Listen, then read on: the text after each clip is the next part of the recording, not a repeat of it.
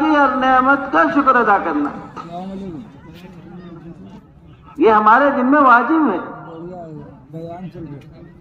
آج اللہ کے فضل و کرم سے آج ہم یہاں جمع ہیں دین کی محنت کی نسبت پر،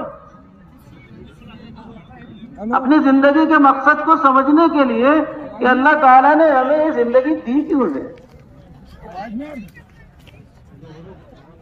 کتنے لوگ ایسے مارے مارے پھر رہے ہیں، ان کو یہ پتہ ہی نہیں ہے اللہ نے مجھے پیدا کیوں کیا،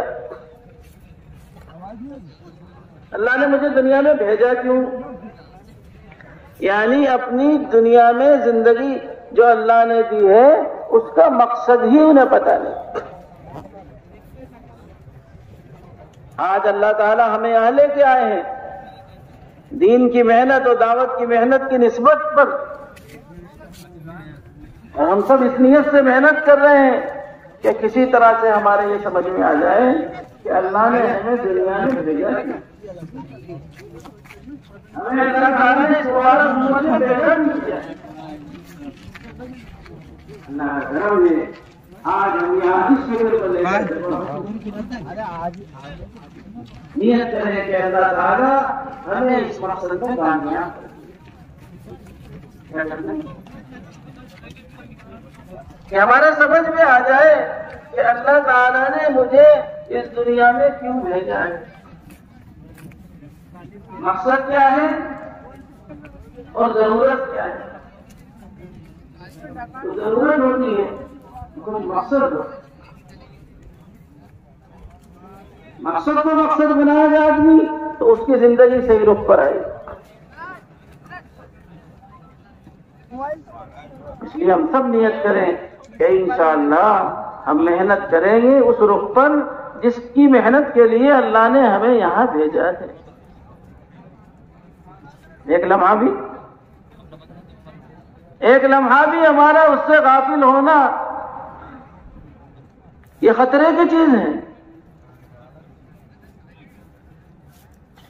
کیونکہ موت کا کوئی بھروسہ نہیں ہے، موت کب آ جائے، ہر وقت تیار ہے، ہر وقت تیار۔ یاد رکھیں مرنے کے بعد بہت ساری چیزیں کھلنے والی ہیں، مرنے کے بعد بہت ساری چیزیں کھلیں گی۔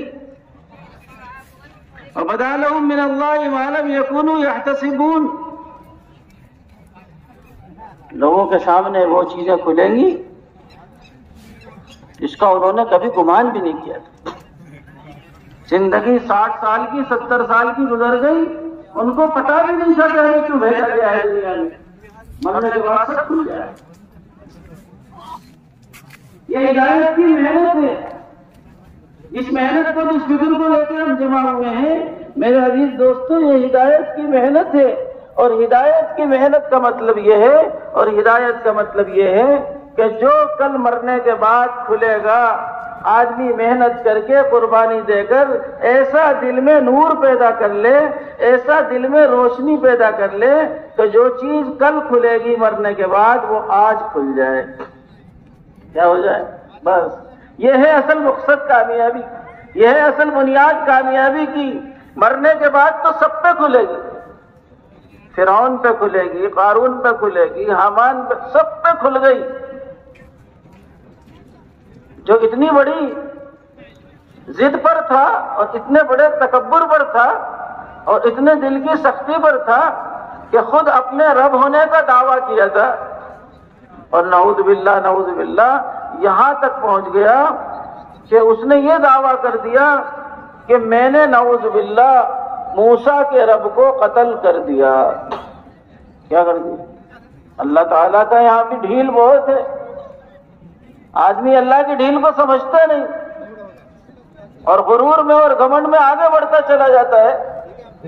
کہنے لگا ہے حامان میرے لیے ایک اونچی عمارت بناؤ، میں اس پہ چڑھ کے دیکھوں گا یہ میں جو موسیٰ کہتا ہے کہ رب ہے، میرے علاوہ رب ہونے کا دعویٰ کرتا ہے اور آسمان میں ہونے کا دعویٰ کرتا ہے، میں دیکھوں گا کہاں ہے اور اس کی خبر لوں گا، نعوذ باللہ میرے لیے ایک اونچی عمارت بناؤ۔ کیا بناؤ؟ یا حامان ابن لی صرحا لعلی ابلغ الاسباب اسباب السماوات فاطلع الی الہ موسیٰ. میں اس کو دیکھنا چاہتا ہوں, میں اس کی خبر لانا چاہتا ہوں. فاوقد لی یا حامان علی الطین فاجعل لی صرحا لعلی. پکی اینٹ. بعض علماء نے لکھا ہے کہ یہ حامان سب سے پہلا وہ آدمی ہے جس نے پکی اینٹ ایجاد کی. کیا کی؟ پکی اینٹ. اس زمانے تک پکی اینٹ دنیا نے نہیں دیکھی تھی. اس نے فرعون کے حکم سے اینٹیں پکی بنوائی آگ پر تپا کر تاکہ اونچی عمارت بنے, اور اس پر چڑھا اور چڑھ کر تیر چلایا. اللہ کا نظام اور اللہ کی حکمت تک بھی کوئی نہیں پہنچ سکتا. اللہ تعالیٰ نے فرشتوں کو حکم دیا کہ اس کے تیر کو خون کے میں رنگ کر واپس کر دو. اب وہ تیر جب واپس آیا, نعوذ باللہ کہنے لگا میں نے ختم کر دیا. نعوذ باللہ موسیٰ کے رب کو میں نے قتل کر دیا. آپ اندازہ کریے کہ کفر اور کبر کے کس مقام پر تھا اور دل میں کتنی سختی تھی. اس کے باوجود جب موت کا جھٹکا آیا, ملک الموت کو دیکھا تو چلانے لگا کہ میں بھی ایمان لے آیا, میں بھی ایمان لے آیا, میرے بات سمجھ میں آ گئی, میرا دھوکہ ختم ہو گیا, میرے اوپر حقیقت کھل گئی, مجھے معاف کر دو, مجھے معاف کر دو, مجھے معاف.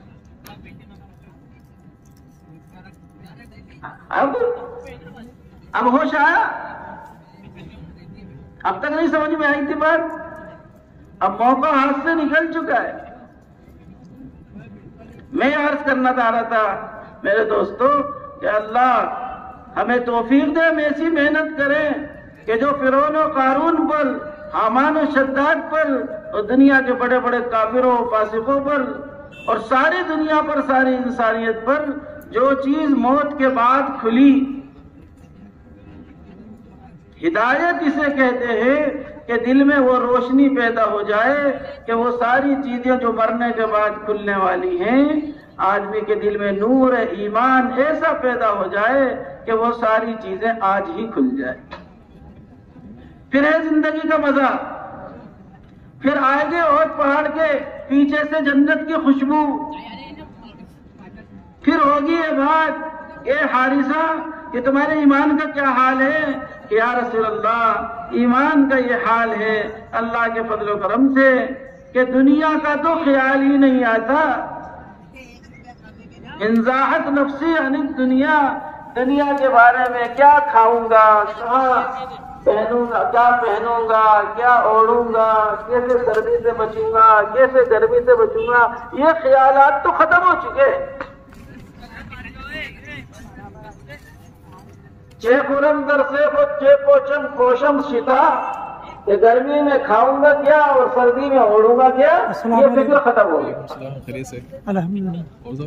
یہ فکر دلی سے یا رسول اللہ کیفیت یہ ہو چکی کہ ہر وقت ایسا لگتا ہے کہ جنت کو دیکھ رہا ہوں اپنی آنکھوں سے, اور جنتیوں کو دیکھ رہا ہوں کہ ایک دوسرے کو مبارکباد دے رہے ہیں, خوشیاں منا رہے ہیں. اور یا رسول اللہ ایسی کہ میں نے پہچانا ہی نہیں.